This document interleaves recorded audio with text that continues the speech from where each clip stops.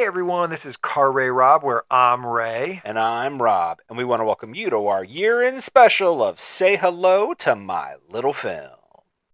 Hey there, it'll be just a little while till Ray and Rob spit their spittle.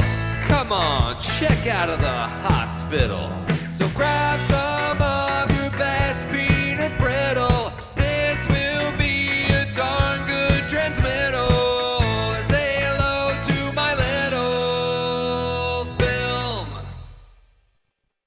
Yes, everyone who is listening, thank you for listening. We've made it to the end of 2025 already, Rob. Was this year like normal length? I don't know. It Seemed felt quicker. super short. I know, but it's because we work so Staying much. busy. When you're busy, time flies. Time flies when you're having fun. And that is exactly We had a what lot we're of fun doing this here. year. It is. That is exactly what we're doing here.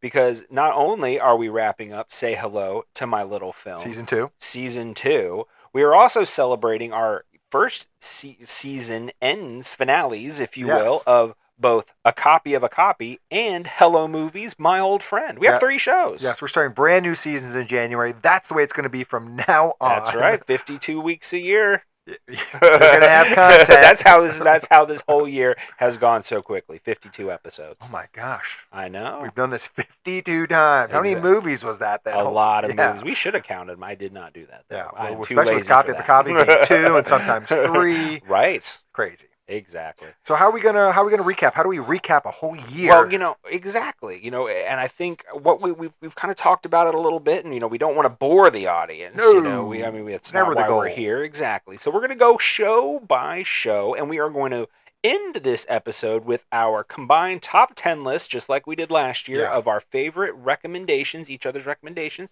for Say Hello to My Little Film. Yes. How does that sound? That sounds very fun. Awesome. So we want to start with Copy of a Copy. Let's start with Copy of a Copy.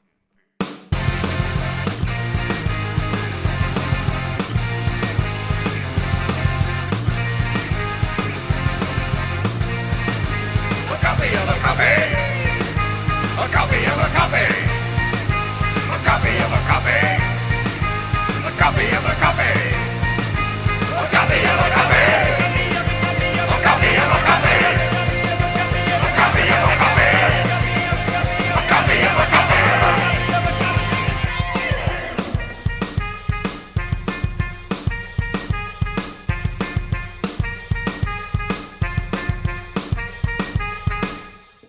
A copy of a copy.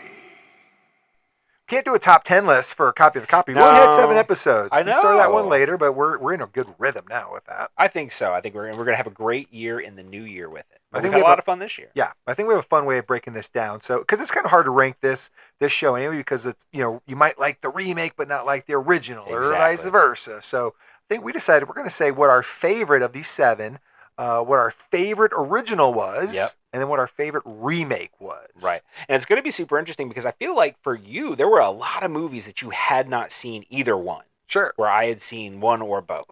Right. So I think it's going to almost kind of be like a Say Hello in some ways for you. Yeah. In a little bit. Yeah. So you want to start with originals? Let's start with our favorite originals. Favorite original. My favorite original was, this is close, and Is it? yeah, because there's it's really close to me between a movie I only seen once and one movie I've seen 1,000 times. I'm gonna go with the movie I only saw once that I really, really enjoyed. I couldn't believe I hadn't seen it in so long. Casablanca. There you go. I can't believe I never saw that movie. I knew it was going to be then that. it got I'm so to the happy. it got to the point where I was like, well, I'm just not going to watch it out of spite, essentially, because everybody says how good it is, and I hadn't seen it yet. And I'm like, well, I don't even want to see it. Right. And Well, it's hard when somebody everybody's Yeah. telling you it's like it's the best film ever made or Yeah. one of the best films ever made, and it just kind of like puts that in your head. It sets the bar so high you're afraid it's just not gonna meet It's it. kind of what happens every time you talk to somebody who hadn't seen The Big Lebowski. You're like, you haven't seen The Big Lebowski. This is insane. That's You're going to true. love this movie. Then you just put so much pressure on the movie. Right. That everybody's like, Yeah, but Casablanca felt like an absolute home run to me. It's a movie I'm going to check out multiple times in the future. Something I feel like I could always put on. The remake was not great. Right. The You weren't a Stealth barbed wire was fan. not made- was So not your great. favorite But I- remake isn't going to be barbed wire. Will not be showing up on that list. But I really, really enjoyed Casablanca. But what about you? What was your favorite original that we've watched here? It's hard because Casablanca is one of my favorite Sure. movies. So I'm gonna do something where I'm going to take Casablanca out of it because it's Okay, unfair. that's fair. It's unfair to the rest of the movies because it's automatically going to be Casablanca because of that. So I'm not going to do Casablanca just because of that. So I have to do something else, and I think I am going to go with Invasion of the Body Snatchers. Ooh. So it was a hard pick. It was probably Yeah. close between that and Hairspray, just because I do love John Waters so much. You know my love Sure. of John Waters, but I do love the original Invasion of the Body Snatchers so much, Yeah. and I think just for me, it's still that pitch perfect 1950s sci-fi creature feature type movie that it works for me on every level. That was another movie I hadn't seen before we did it on this podcast, and I really, really enjoyed that movie as well. It was super fun. Yeah. Favorite remake. So now on to our favorite remakes. And there's a lot of good choices here, I think. Of course. You know, I mean, Hairspray, if you like your musicals, even The Wiz, if you like your musicals. Barbed Wire. No, I'm just kidding. No, that was you better be kidding about that one. How about City of Angels? Eh, That's not going to be it? eh. Okay, well, you know what? I'm going to go ahead and I'm going to reveal mine because I think mine's going to make you chuckle. Okay. Because my favorite remake is Invasion of the Body Snatchers. They got a sweep. So it's sweep for me. If I had to pick one, it was going to be that one. But it was close because again, it's one of those movies I just have a soft spot for. It just that 70s kind of political thriller that this kind of becomes in a way. You know, that undertone of Red Scare terror. You know, that kind of stuff. Just it works so well, and I think the remake was able to capture the original's tone so well and build upon it in so many ways. I think it just makes it the maybe the perfect remake that we have watched this year. But to be fair, my runner up, if you will, was Robert Eggers' Nosferatu. Is that right? I was a big fan of that. Well, then it would come no surprise to you that is my favorite of the remakes. Nosferatu? Yes, Nosferatu. 2024 Nosferatu. That does actually surprise me a little bit. You are not a horror fan, so that actually really surprised me. I'm not a horror fan, but I loved how how that movie was able to expand on the original. Definitely, 100%. With keeping the faith of the original. I think this exemplifies the perfect example of why you make a remake to me, where there is room to build into the lore, to maybe flesh out some of the lore, clean it up a little bit, give more depth to some characters. I think it does all that. So it's like in that way, I thought it was like a perfect remake. Yeah, no, I can completely agree with that. Like I said, it was a close second for me, but I just have such, again, love in my heart for Invasion of the Body Snatchers. Part of the reason why we kind of settled on that being our pilot episode for a copy of a copy. I'm going to throw you a curveball real quick before we move on, though. Oh, gosh. What is your favorite type of remake so far? We've seen so many. Yeah, it is, and I think it's kind of falling in this realm of what we were just talking about with like Invasion of the Body Snatchers and with Nosferatu, where like I know we gave them different titles. What did we title the Invasion of the Body Snatchers remake? I think it was almost it was like cultural, like thematical remake. Yeah, or maybe it was like cultural or thematical remake. Yeah. But I because the themes in Invasion of the Body Snatchers in the 50s could stay the same but be interpreted different in the 70s. So I really love that because it's the anti-cash grab. It's like this movie is being made for a reason. It's telling a story that's still poignant to this day, even if it's in a different way. So I think I like that, and like Nosferatu is close to that, not necessarily in terms of like themes, but in how I explained how they like built upon the lore. It's very close to the original, right? But it's been expanded upon in healthy, constructive ways. I think that's where I like really enjoy watching these. Yeah, what about you? I agree with that. I'm not gonna, it would be easy for me to pick the same one, obviously, since I just picked. That'd be a copy of a copy. But exactly, it would be, and that's not what I'm going to do. So I'm going to go a different direction. I'm going to say, you know what? I think one of my favorite kind of remakes is the musical remake, like Hairspray. Yeah. Being a musician, I enjoy music so much, and especially when a score really sings. Yeah. pun intended. Just because I think it can convey so much, and I think with the Hairspray musical remake, I thought that was one thing they were really able to do well, was kind of expand on story elements through song and the music. So I could easily go the direction you go, and I love that. But I'm going to say, just for the sake of being different, I'm going to do it the musical, just because I do love musicals. All right, Rob, I think we've kind of finished up here, copy of copy. Let's go into our next podcast. Say hello, movies. You can't even keep them straight anymore. You can't even keep them straight. Hello, movies, my old friend. Hello, movies. Hello, movies. Hello, movies. My old friend. All right, so Hello Movies, My Old Friend has gone on a little longer than a copy of copy. So you have more movies to choose from. We've almost done this show for almost a year and a half, because we just kind of, instead of wrapping it up at the end of last 15 or 16. Something like that. Yeah. But before, maybe if you haven't watched that show, you've only watched Say Hello to My, or should listened. Right. We don't do video here. Ray, why don't you tell everybody what it is we do at Hello Movies, My Old Friend? Well, what we thought we were doing was taking a bunch of movies we had not seen in a long time that we remembered loving. Yep. And then we're going to watch them again and thought we were still going to love them for the most part. And that has not been the case. No, it's really turned into, did this movie hold up at all? Right. A lot of times. We have had a rocky run. Yeah. A rocky run here on Hello Movies. Yeah, even somewhere I'm like, well, I still like parts of it, but overall I'm like, man, not so much. Yeah, I definitely agree with that. So because we've had so... Up and down, yeah, it's just been so uneven. Yeah. What we're going to do here, I think, what we've settled on, is we're going to do our top 3. Each of us are going to do a top 3 of our movies that we thought held up the best. Yes. And then just for fun, we're going to go through and say which one we pick. We're going to pick which one held up the least. The least likely to go back and watch ever again. Correct. Yeah. So I think that's going to be... I think I've got that one in my head already. Okay. Me too, actually. Which might surprise you. Oh, we'll see. I don't know. Let's start with number 3. Number 3. So for number 3, most that held up the most, what do you think, Ray? I'm going to ask you first. You go first. My number 3, I'm sure our lists are going to vary here. I think we're going to be the same on number 1. I think our lists will probably vary on 3 and 2. But I'm going to put number 3 as Blank Man. Blank Man. I had a ton of fun with Blank Man. Okay. I think that's great. Yeah, I thought it was super fun. It's probably the closest, like, I don't think I ever thought it was a 10 out of 10 movie. Yeah. So it probably was the closest to holding up exactly where I thought it might be. Yeah. But like I said, I really enjoyed it. I thought Damon Wayans was great. David Allen Greer was great. I liked it. I had a bunch of fun with that movie. Yeah, no, I could agree with that. I did enjoy Blank Man. It was definitely one of the ones that I would say held up compared to one of the ones that didn't. Yeah. So that's fair. But it is not my number 3.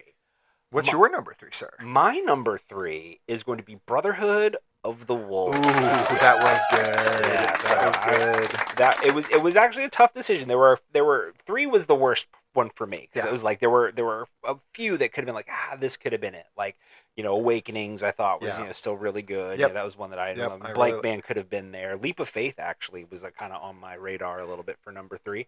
But yeah, I think I settled on Brotherhood of the Wolf. The kind of the gonzo nature of the narrative, like the genre kind of hopping that the movie did. I thought there was a certain amount of the effects that still held up pretty well. Mm-hmm. It worked for me on a lot of levels still, and I'm really glad we watched it, and I will definitely be watching it again. Okay. All right. You mentioned quite a few movies there. I did. I can tell you that my number 2 was not mentioned. Okay. Well, fair enough. There you go. We're gonna find out right now what is number 2. Number 2. Well, my number 2, Rob, actually is Toy Soldiers. Toy Soldiers. I think we might have felt a little bit different about that one, but I really enjoyed that one. Like, I liked the way, I liked some of the their escapes, and then their get backs, and how they maneuvered within the terrorist group. Yeah, I like that it was the high school kid was just violently murdered with an AK. Right, just out of nowhere. Yeah. Yeah, no, I like I said, I think with that movie, like there were definitely elements of it that I remembered, and it still kind of hit, but for me overall, it didn't quite hold up quite as much. Definitely not one that I would put at the bottom though. Yeah. So I definitely could understand Maybe more why that would be your middling number for two. you. Definitely, Yeah. definitely, but I could definitely see why it could be your number two for sure. Well, my number two is going to be Burglar. I really loved Burglar. There was so much to love about Burglar. There was, Whoopi at that era. Whoopi is just so good. Yeah. Bobcat, I remember we was talking about just how much we loved Bobcat in the movie. So, I mean, you got to go with it on that. I just thought the story was still really good. I think one of the big things I think is I understood it more. Sure. So, I think that was one of the things that really made me make it a little bit more impactful for me. Yeah. In this was just that as an adult, I was able to kind of glean more from the movie than maybe what I did as a kid. But because of all of those reasons, that is definitely my number two. I'm definitely going to be watching Burglar again sometime soon. Number one. And now it's time for number one. This is the one I predicted we were going to have in common. Yeah, I have a feeling we're going to have the same one. It hasn't been mentioned yet, I don't think, on either side of ours. So, Rob, what was your movie that you think held up the best? The best. So I'm going to say it, and then you're probably going to say, yep, that's it. And my favorite Hello Movies, My Old Friend Revisit for 2025 was technically in 2024 because it is Big Man on Campus. Faka Molaka. Right. I love Big Man on Campus. I actually bought the Kino Lorber release of Big Man on Campus, which I'm so glad finally came out. So I own it, and I definitely watched it again. Yeah. And this is a movie that I will revisit over and over and over again. The reasons why we loved it as kids are the reasons why we still love it now. Yeah. Those jokes were still funny. The humor is kind of timeless in some ways. It's got a good mix of like Hunchback of Notre Dame meets like American Pie. I don't know, but it's still great. American Pie. It's true. But it's just it's such a heartfelt movie, and it feels like such a throwaway comedy. Yeah. And I think when you allow yourself to kind of go in and let yourself get involved in the movie, it kind of takes you by surprise. Right. I think Alan Katz's performance as Bob Maluga is just one Maluga, four Lugas. He just, I think he captures your heart, and you root for him the whole time, and you really want him to succeed, and it just. And that scene when he's talking about his mom letting, still God. Gut-wrenching. It's for such a funny movie. You had to say that right now. I don't have any tissues sitting here. Jeez. Yeah. What do you remember people talking to you about or saying to you when you were a kid? Sometimes. Great movie. There's a lot of great things about Big Man on Campus. It was definitely one that I am so glad we revisited. It was, definitely my number one. Definitely mine too.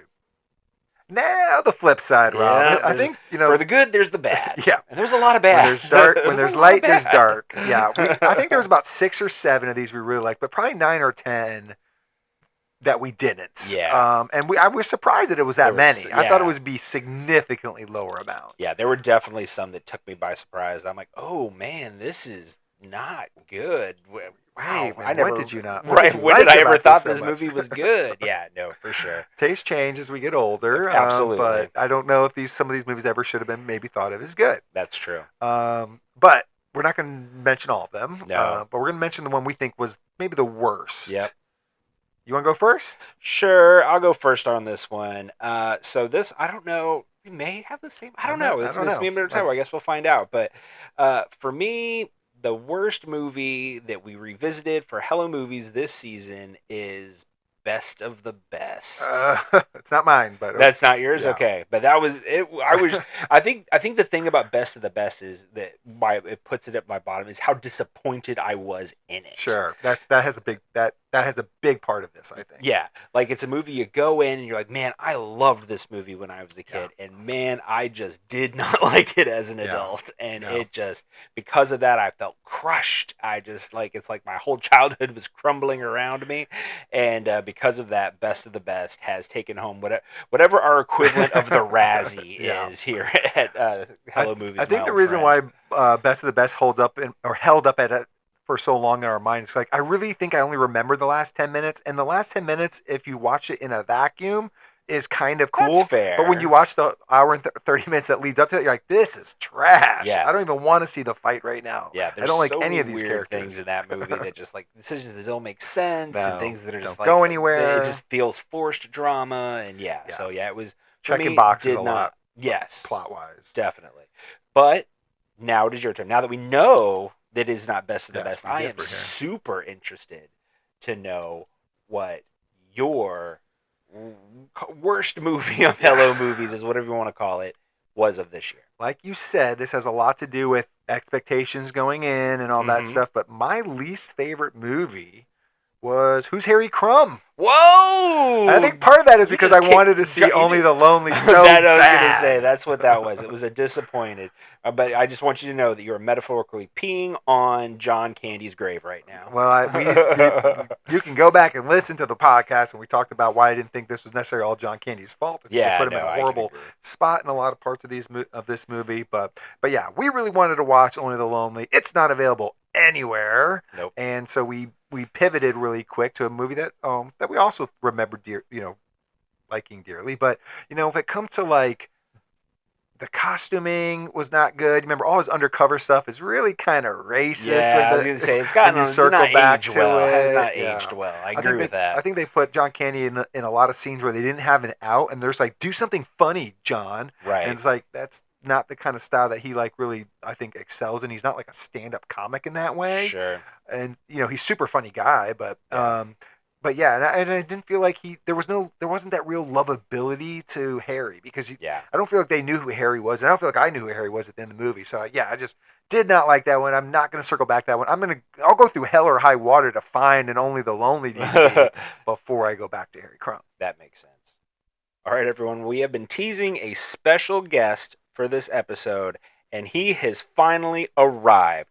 In studio, once again, one final time in 2025, is Mr. Kitty Kaiju himself.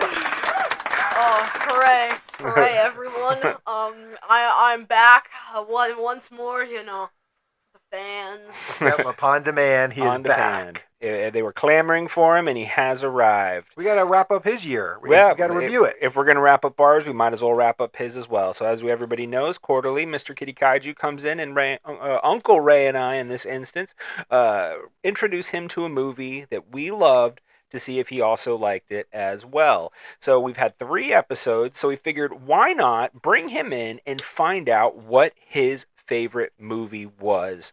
Do you think you're ready to do that? Yes, I do believe so. I have it in my mind. You have an answer to that question? He liked every single one of them. That's true, he did, but that doesn't mean... Which one did he like the most? Which one did he like the most? Exactly. We thought we could rank them, question. But there's only 3, so it seems really superfluous to just rank all 3. So let's just jump straight to number 1. So, Mr. Kitty Kaiju, for the fans in the audience, what was your favorite movie that you watched this year? Hook. Oh, all right. Cool. Hook was great. I thought it was going to be between that and Dumb and Dumber. Yeah, Dumb and Dumber was good too. I mean, I feel like Hook is like really good. So yeah. What about Hook made it your favorite? Probably just like I thought that you quote it all the time. That's true. So I saw all of that, and there were so many parts of it that were just so good. Yeah, obviously we know it has great rewatchability. We probably have seen it 50, 60 times. Yeah. So I definitely agree with you there. It's probably one of the movies I've watched most in my life. Sure. Yeah, right. My generation's brain rotted. Well, there was not a really wrong answer with any of the 3, but I am happy that it's Hook. I love Hook. Yeah, they were all good. You liked them all. I don't think there was one that you said you didn't like. Yeah. We have yet to run into one. So that's good. Robin Williams is a tiebreaker. If they're all close, you got to go to the Robin Williams movie. That's fair. I like that. Yeah. Rule of thumb. What did you think about being on the show this year? Did you like it? Oh yeah. You know, for the You're gonna come back for 2026. Yeah, you're gonna come back for 2026. Drum roll, please. Yes. Oh, we got plenty of movies to show them. We definitely have plenty of movies to show them. But before you go, I know you're a very busy man. Have you been watching anything else lately that you've liked? Yes. I'd say so. Oh yeah, what have you been watching? Stuff. I've recently rewatched all of the Bayverse Transformers movies. Oh sure. The ones directed by Michael Bay, which everyone hates. Okay, all right. It is time for unpopular opinions. Oh boy. Do not takes. express emotions, interrupt me, or just say anything. The ground rules have been react laid. At anything. Okay. The Bayverse is super overhated. I mean, Revenge of the Fallen is definitely the worst. I don't know why. There was just so many mistakes in that movie. Devastator's design is really cool, but he was only in the last 30 minutes of the movie, and he didn't really do anything. Was the coolest part the testicles? I mean, the worst part about that is that none of the Constructicons that formed Devastator even had wrecking balls on them. Not even Hightower or Hook. Yeah, that's the other one. Yeah. Yeah. I personally have Transformers 1 is a guilty pleasure movie of mine. I won't admit that I like it, but I do like the first one. And then once there's testicles and stuff, I'm like, I don't know. Yeah. Yeah, I feel like Revenge of the Fallen is definitely the worst, but I think the other ones are solid. I think Age of Extinction and The Last Night are massively overhated. Well, which one's your favorite? Probably the first one or Age of Extinction. Okay, that's fair. I haven't seen The Last Night. He and I watched it a while ago. It was the first time I had ever seen it, and it was, I guess it was better than I expected it to be, but that's not necessarily saying a whole lot, considering I went in with basically below rock bottom expectations, because I had stopped watching them from I think at Revenge of the Fallen, way back when. You showed me the first one when I lived in Austin, and you came to visit. Made you watch it. You made me watch it, and I did. I was fine. I'm like, okay, this is fine. I think the first one was solid. I mean, I think one of the worst parts about this entire movie series is all of the humor. None of the humor hits at all. Sure. All of it is testicular related and genital related, and most of it just isn't funny. Well, it's kind of almost it's like a precursor to the brosphere in a way, the Transformer movies. I feel because that's what Michael Bay was kind of going for. That's a good point. Everybody's so moist in those movies, which is so awkward. What do you mean moist? Everybody's overly sweaty and slippery. You know what I mean? I know what you're talking about. You know what I mean? Yes, it's everybody's been misted all the time. I know what you mean. That is weird. Yeah. But I mean, one of my favorite parts about the Bayverse is I like the designs and I like the action. I think the first one is really good because it has so many solid designs. Starscream is great besides the fact he's a Dorito. Blackout is just perfect. Scorponok is also perfect. Mm-hmm. I mean, all of the Autobots, especially Ironhide. I love Ironhide and his design. His design is perfect. And I don't understand why Brawl was called Devastator. That's the worst part of the movie in my opinion. And even though Barricade did nothing, his design is still kind of cool. So I respect him for that. Question though. If there were no humans in these movies and it was just Transformers, would it have made them better? I mean, I guess that's just Transformers War for Cybertron, the Netflix War for Cybertron. I understand, but I'm talking about specifically the Bayverse movies. If there weren't humans in it, and it was just because I could agree, just make it worse. I could agree, the CGI is good. I and, feel like all some of that. do. Some and the designs make it of all the worse. Transformers, I think, except for the testicles Yeah. not included. Yeah, but everything else. That was so weird. But, Transformers don't even reproduce that way. They reproduce asexually through a process called budding, where one spark makes more sparks. There you go. See? That's not even how they reproduce. It doesn't make any sense. I get it. I understand completely. Well, I'm glad that we have all gotten so much information about the Bayverse Transformer movies. I'm glad somebody out there is still watching them. That's great. That's true, and I'm sure Michael Bay appreciates that as well. But we are also very thankful, Mr. Kitty Kaiju, for giving us your time this year on all of your episodes. Yes. We love the fact that you want to come on our show and we can show you these movies. I love the fact that you loved Hook. Mm-hmm. We both love Hook. So we cannot wait for what 2026 has to offer. I think Uncle Ray and I have some pretty good movies in mind that we are going to be recommending in the new year, and nobody is going to want to miss those episodes. Okay, yeah, shameless cash grab. I can respect that. Send us your cash. We're getting your youth vote. Exactly. All right. Thank you, Mr. Kitty Kaiju. Have a great day, sir.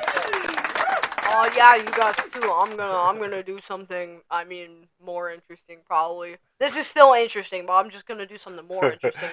Oh yeah, we're only kind of cool. All right, Rob. That's basically 2.5 shows down, but we have one left, and really it's the tent pole. It is the tent pole show. It is our flagship show. The original. The original. The reason we're all here is that fair to say? Yeah. It's the reason why we're here, at least. Exactly. And that is Say Hello to My Little Film. Hey there, it'll be just a little while till Ray and Rob spit their spittle. Come on, check out of the hospital. So grab some of your best peanut brittle. This will be a darn good transmittal. And say hello to my little film. That's right. As we said, it is our flagship show. It is the reason why we're here. And just real quick, you know what? Maybe we're going to pretend there's some people who maybe haven't ever seen this show before, listened to this show before. So, Ray, why don't you tell everybody what we do on Say Hello to My Little Film? The premise of this show is once a month, either you or me, depending on whose week it is. You're the first of the month. I'm the third. We show each other a movie that one of us loves and the other has never seen. Exactly. So 12 times this year, you showed me a movie I'd never seen, and we judged how much I liked it, exposed me to the content, the creators. We've had some good ones. I guess I've done 24 of these for you, and you've done 24 for me. Yep. We ranked them last year. Well, no, we did 12 each. Yeah. 12 24 for total. 2 years. But I mean, since the show began. That is true. Since the show started. But yes, in 2025, just 12. And now we're going to try to rank the top 5 movies that you showed me I had never seen. So my top 5 for the ones you showed me, and then you're going to rank the top 5 that I showed you. That's right. It's a combined top 10 list of our favorite recommendations from Say Hello to My Little Film. Ray, are you ready to do this? I think so. You think so? I don't think it's going to be easy, but yeah, I think I'm ready. Are you picking them as you go, or do you already have it written down? No, I have them written down, but yeah, they're always subject to change. Sure. Something As I could you're remember talking. a scene really quick, Right. and then You go can change from your whole perspective.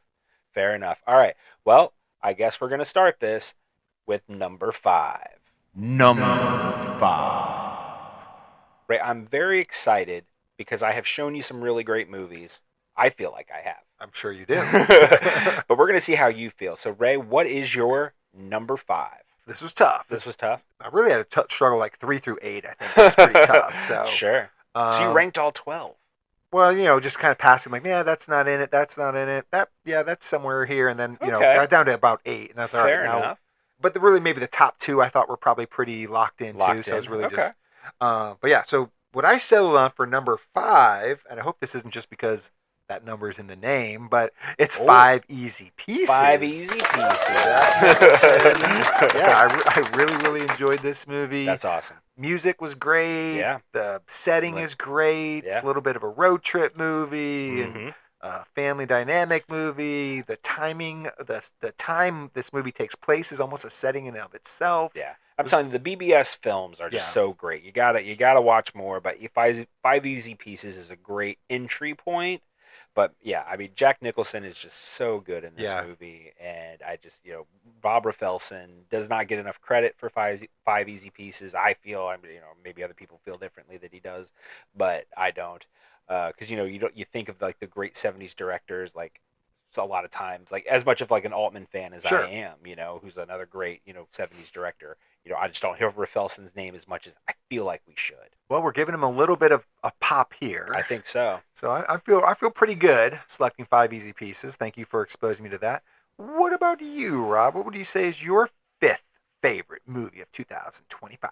Well, I have a very interesting number 5 because it's a movie, a type of movie we had never done before until this season. So I thought that was really cool. So that's I think maybe part of the reason why it did make my top 5.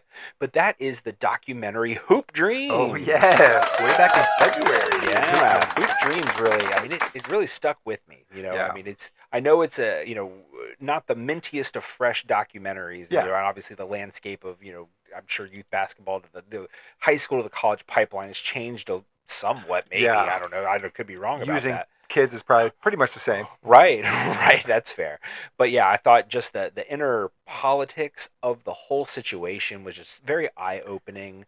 I've never been involved in sports in that way. Yeah. So like just kind of getting that inside look, I think it felt very personal. I thought I connected with both the stories. Yeah. Like I thought, each of the trajectories were so interesting and different yet the same in certain ways. And like it really just showed the struggle of these kids who are really trying to make a life for themselves and how they can easily be taken advantage of to do it. Yeah, long form storytelling too, like over 4 years. Like you really see these kids grow into this, go through basically this puberty into this basically manhood version of themselves and deal with so much stuff that just you get entrenched watching them. Yeah, I appreciated, like you said, taking the time with them. Like even though it's a little long, it's a little long, but I remember you saying like it was only supposed to be like a short form documentary, and then it ended up continuing on. Yeah. And I'm really glad it did. But that for all of those reasons, it's why it's my number 5.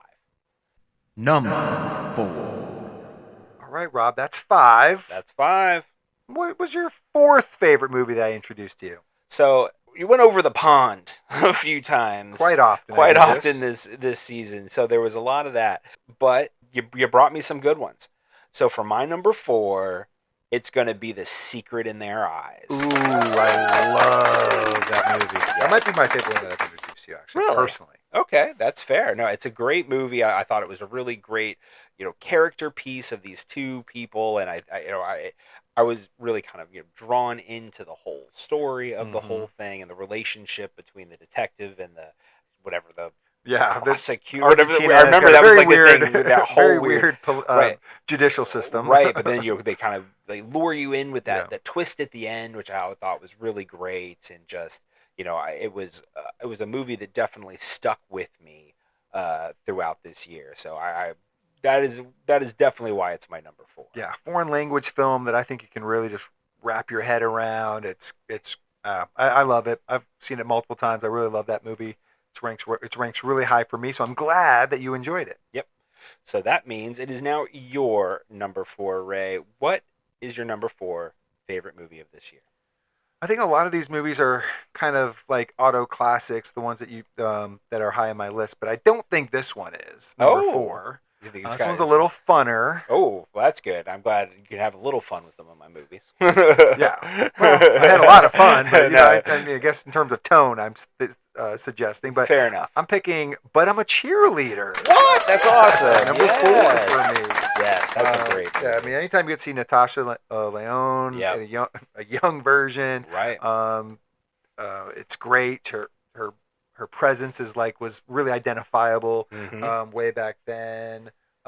Clay Duvall was great. The movie speaking about is still kind of becoming timeless in a way, which is really not great, is, which is not great. But I completely agree. There's a punk nature to this movie that I really appreciate. Yeah, and visually, like the color scheme wise, the color palette used in this movie is really striking. Yeah. It's nods to John Waters. I think that's also a really great thing. You get RuPaul, Kathy Moriarty. You can never go wrong when you get Kathy Moriarty. We need more. Yeah. Number 3. All right, Ray. Well, it's time for number 3. We're moving through these quick. Yep. So what do you got? Well, first of all, we are going through these quick. And if people want to hear more long-form discussions on these, they can go and listen to the podcast. That's true. All of these are recommendations. If you have not figured it out yet, that is what you should be doing after you listen to this episode. We're highlighting which ones you should go. Yeah, highlighting which ones you should go back to. But for me, my number 3, it is a genre that I love. Okay. Western. So I'm going McCabe and Mrs. Miller. Nice. I really like the discussion we had here too, because as I just said, I love westerns, and there was debate about if this was a western or what kind of western, anti-western or whatnot. Cast is great with Warren Beatty and Julie Christie. Again, really unique settings. Yeah. You know, the setting of this movie, like being up north for a western, is different. Definitely. The movie makes you feel wet and Yeah. cold and dirty sometimes. Mm-hmm. So I really enjoyed that. Enjoyed the love story a lot. I mean, obviously, there wasn't much stuff I didn't like about this movie. Well, I mentioned Altman earlier when we were talking about Bob Rafelson, and it's because Altman's one of the greats, and this is absolutely a reason why he's one of the greats. And you know, the Leonard Cohen score is so good. The Vilmos Zsigmond's cinematography, you just cannot go wrong with McCabe and Mrs. Miller. So super pumped that it's your number 3. Good. And I'm interested to hear what you have at number 3. So my number 3 is interesting because it is a repeat for a director. Okay. Because this director was also in my top 5 from season 1. And that's because it's Taika Waititi, and it is The Hunt for the Wilder People. That's where we started. Yeah. Right. I think we had some debate about that. We did. Wilder People. Yeah. So Hunt for the Wilder People is my number 3. You cannot go wrong with Taika. And when he's in control of himself. That's fair. That's fair. But this is also kind of, while it feels like unfiltered Taika, it's also like it's constrained Taika because it's linear. Right, you're not working with MCU money. Right, so right. That's kind of the thing with Hunt for the Wilder People. But it's not just him. That Julian Dennison obviously makes a great showing in this movie. He's such a fun kid to watch, fun guy to watch. Now I'm sure he's an adult man. Now. He's in How to Train Your Dragon. Right. Oh, is he? Yeah. Oh, I did not. He's know like that. plays the smart kid, the one that knows like all the fat one that knows all the. Oh, really? Yeah. I did not. I was not aware of that. That might actually be a reason for me to actually watch that. But good to know. But Sam Neill is also in it, which is that's just. I do Sam Neill in back-to-back seasons with him and Rams and stuff. So I love Sam Neill. Yeah, absolutely. And I feel like we could. I almost feel like we could have a Sam Neill movie every season because there's definitely movies that I could think of that you probably haven't seen or maybe you haven't. Even if you have, maybe it could be a Hello Movies or something. But I love Sam Neill so much, and his performance in this movie as Uncle Hector was just grumpy Uncle Hector. Yeah, I mean he was such a lovable curmudgeon, and the story of this young boy trying to find a family. Yeah. And it stole my heart, and I'm so glad I finally got around to watching it. Number 2. Okay, Rob. Top 2. We've got a silver medalist here. Silver medal on the podium. What was your number 2 most liked movie that I recommended to you this year? So, I mentioned earlier that you showed me a lot of foreign language films. I do. So I'm going to keep going with that because my number 2 is The Lives of Others. Yes. German or Austrian. I can't remember exactly which one it was. I think Austrian. Yeah, I think you're right. I do think it was Austrian. So it was really funny. I remember in your episode for Gifted, I made a joke like, "Oh, is this a political movie?" Blah blah blah. Well, obviously that one wasn't because you have brought me political movies, and this was one of them. Yes. And I'm glad you did because you usually bring me good ones. You try to. So like this one really worked for me. The suspense behind it, the again kind of like the technical aspects to it, the framing and everything, like the way that the cinematography was able to work. I loved all the stuff within like the little listening hutch area, which I just thought was like it was super interesting because it kind of felt like out of almost like in a dystopian movie, kind of like taken out of time. Like it was such a great political thriller, and it was definitely a movie that I will be revisiting again. Yeah, that is a really strong movie. I was really excited to show you that one. Of course, I really enjoy it too.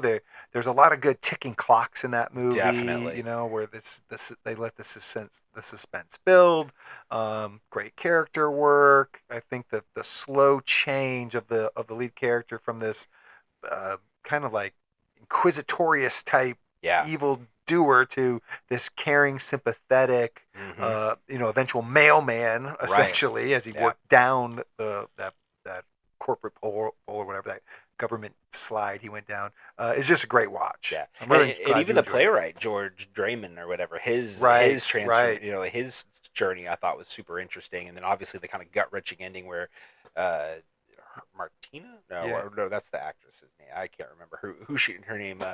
Krista Maria Sealand, who ends up dying in the end. So it's such a tragic movie, but it's so well done. Now it's time for your number 2, Ray. I've got to know. I've got some on my list that I was real hoping, or some of my recommendations that were hoping to make this list. So we got to see if this might be one of them, Ray. What's your number 2? Well, you had some common ties between the last one you picked. I have a common tie with this one from earlier in the show. Okay. It's going to be a Humphrey Bogart movie again. Boy. In a Lonely Place. In a Lonely Place is my number 2. That's awesome. Yeah, I just thought this movie was super fun. Yeah. I was never a Bogart guy until this year. Right? I never was. That's why we're doing this show. Like, it's amazing. I feel like we're seeing the whole point and premise of this show kind of starting to pay off after 2 years. Yeah, 2 seasons. Growing up around us. It's awesome. Yeah, but it was just really good. Really, I think Bogart's character is super interesting. Dick Steele. I didn't think we were allowed to say that anymore. I didn't want to get canceled, but yes, that is his name. His whole not call you that. Yeah, you will call me that. That's my name. His whole relationship with his neighbor and that love story, and this his finding this muse to be able to write again. Yeah. And the mystery, and kind of these questions of what maybe police or the government can force people to do or into. I think all these things were really well handled. And this movie was really great. Yeah, it's I think also really great because Bogey is known for working with a lot of great actresses. He obviously Lauren Bacall, who became his wife, but he worked with both Hepburns, and they both of those were great. But his turn here with Gloria Graham, I think, is kind of underrated. So, Gloria Graham is an underrated co-star with Bogart. I don't think she gets enough attention for it because I guess she's just not held in the same esteem, I guess, when people are talking about Bogart movies and the women that he's acted with. But yeah, I love In a Lonely Place, and so I'm glad I went that direction, especially since we got to do Casablanca. Right. We circled back to that in a different way. So, because that's probably where I would have gone if I didn't go here, because that's kind of like going to the pinnacle. So I'm glad I went to A Lonely Place because I think it's a great movie that kind of encapsulates Bogey and not necessarily his kind of quintessential role, right? Because he's not a gangster or anything like that, but he still kind of has those traits that come across so well as a quote unquote screenwriter. Yep, this movie put me in a very happy place, and I was very thankful for that. Number 1. The time has come. The time has come for number 1. Ray, we have watched a lot of movies this year. You've picked some great ones thus far, but there's still a lot of other great ones to pick. Yeah. So I've got to know, what is your number 1 favorite recommendation of mine from 2025? I feel bad leaving some movies off the list, but I do not feel bad at all about this movie being at the top of my list. I don't want anybody to claim recency bias, because it's not it. This was my favorite movie. It was The Apartment. Yes, I was hoping that. Oh, man, I was hoping for that. Yes. I mean, getting to see Jack Lemmon and Shirley MacLaine in their prime was really, really awesome. God, I think the reveal of information in this movie is perfect. Yep. Absolutely perfect. Some great line deliveries. I still kind of see Jack Lemmon lying on the floor with his punched out eye. The doc telling him all this, Don't worry, Doc. Yeah. It doesn't hurt a bit. Yeah. So just with that good. gleam on his face, that smile on his face there. It's just so good. And, kind of a movie dealing with suicide in some ways, but in a very some dark premise to this movie. That is absolutely true.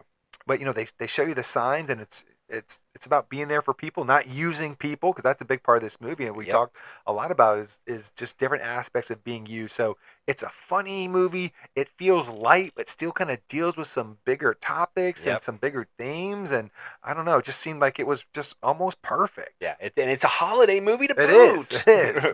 Yeah. So I mean, that's a trifecta right there. It's perfect. Yeah, absolutely. Like you said, young Shirley MacLaine. I mean, she is just magnetic in this movie. Like as Fran Kubelik, like it is just. I can't gush enough about this movie. I already did a whole episode. You got to literally gush the whole time. If you have not watched The Apartment yet, go do that. Listen to our episode, and you can hear Ray and I gush about this movie because, man, The Apartment literally is one of the most perfectly written movies ever. All right, Rob, and then that would lead us to your number one. I have a feeling I know what it is. You think you do? I think I do. You think you're? Do you think you do, or you hope you do? I think I do. Because it's not a walk in the woods. Because that wasn't it. That didn't do it. That's for true. me. That's not what I was expecting. I'm Okay, expecting good. to cross another pond Oh, is that what you're thinking? with this. Okay, all right. Well, you might be right because you're right. You as I said, you crossed the pond. 2 times we went one direction. This time we're gonna go in the other direction because my number one movie of 2025 of your recommendations is Harakiri. I knew it. That's the one that I had pegged. I knew you loved that one. Oh, I really loved Harakiri. I mean, good Lord, this movie kind of took me by surprise because I had kind of been aware of its existence because I had seen that it was on the Criterion Collection and all of that, but I don't necessarily watch as many samurai movies as maybe Sure. I did when I was younger in film school and stuff like that. But like now, kind of revisiting Harakiri, man, it blew me away. I could not believe how much this movie affected me. Yeah, a movie that I feel like for a movie in the 60s, you're like, oh, things will be cornier back then. Things will be so much lighter back then. Yeah. And then, that the actual Harakiri scene at the very beginning of the movie with the bamboo sword is gut-wrenching and painful, literally gut-wrenching. I feel it in my gut right now. Painful. It's painful. Like, you almost want to fast forward through that. Yeah. And for a movie that is so much just talking. Yeah. A lot of it's people sitting and talking to each other. It's so riveting. Absolutely. And we just recently lost Tatsuya Nakade. Yeah. He just recently passed, so I mean that's a huge loss. Granted, he was on the older side, so he had obviously lived a great life. And I'm glad he did because man, Harakiri is a gift to the world. And you're right, the scenes in the courtyard, it's so almost it's slowly paced at times, but in such a methodical way, methodical way that it works and it draws out the tension in such amazing ways. And his responses, and I remember talking about that in the episode, just like the way he was able to captivate and get so much across in like a noise, right? Not even necessarily a line or a word. It was a noise, and that he would do in response to something that was said. I mean, just a masterful performance, perhaps maybe one of the most masterful performances I've ever seen. So yeah, Harakiri, I can't recommend it enough. So you recommend it to me. Yep. I'm recommending it to the world, as I did with The Apartment. If you have not seen Harakiri, go watch Harakiri. Listen to our episode. You will not regret it.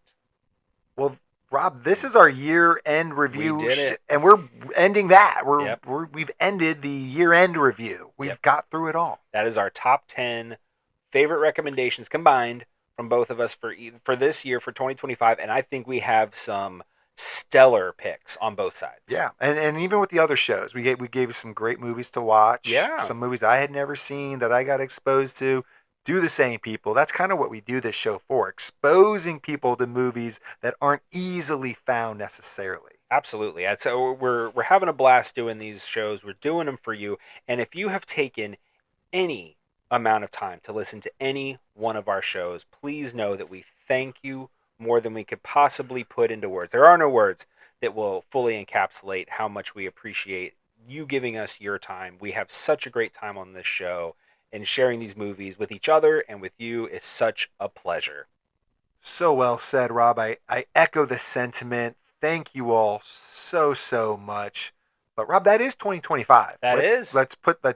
The Ziploc bag is sealed. It's done. Or we're putting this in the canister of that room like in Indiana Jones. We're never going to be able to find it again. Maybe. I don't know. That's what the internet's for. Yeah. If you want to find us, you can find us on Apple Podcasts, Spotify.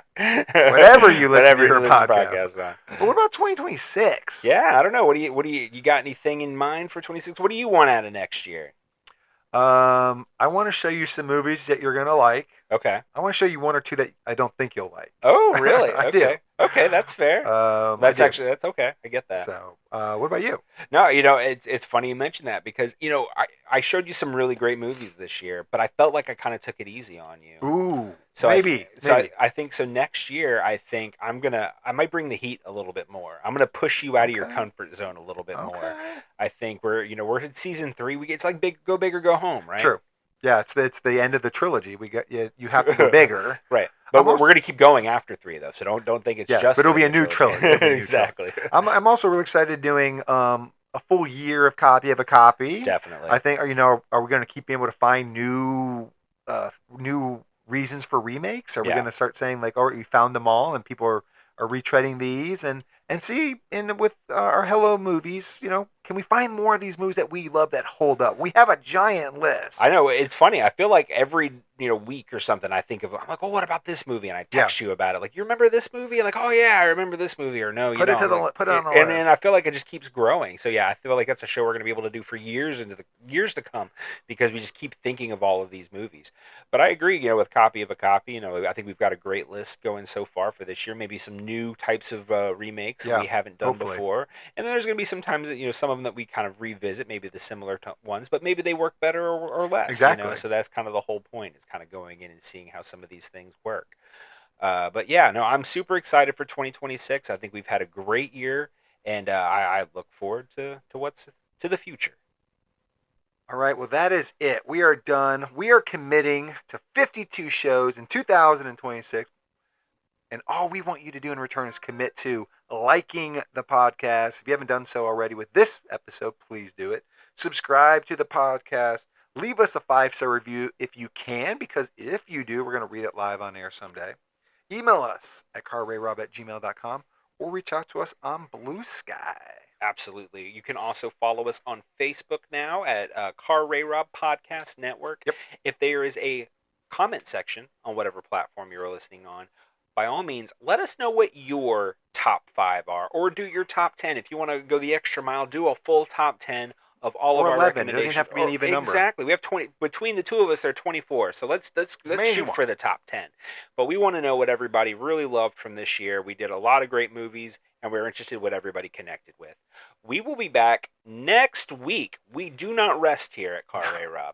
And we will be back with our first episode of 2026 of Say Hello to My Little Film, and it will be my episode. I'm kicking it off, and I'm kicking it off big. But we need to. We got to go big or go home. Exactly. I'm doing something I've never done before. I'm super excited about it. I think you're going to love it. We will be back in 2 weeks with the first episode of 2026 of A Copy of a Copy, where Ray and I are going to be taking on the controversial war battle, if you will, very timely, where we will be looking at the Hunger Games and Battle Royale. Quentin Tarantino is going to listen to this episode and get very upset potentially. We'll see what he has to say. He has a lot to say. I'm going to tell you that right now. But you are not going to want to miss it. So until then, for one last time in 2025, this is CAR RAYROB. Where I'm Ray. And I'm Rob. And remember, be defined by the films you love, not the ones you hate. Hey there, it'll be just a little while till Ray and Rob spit their spittle. Come on, check out of the hospital. So grab some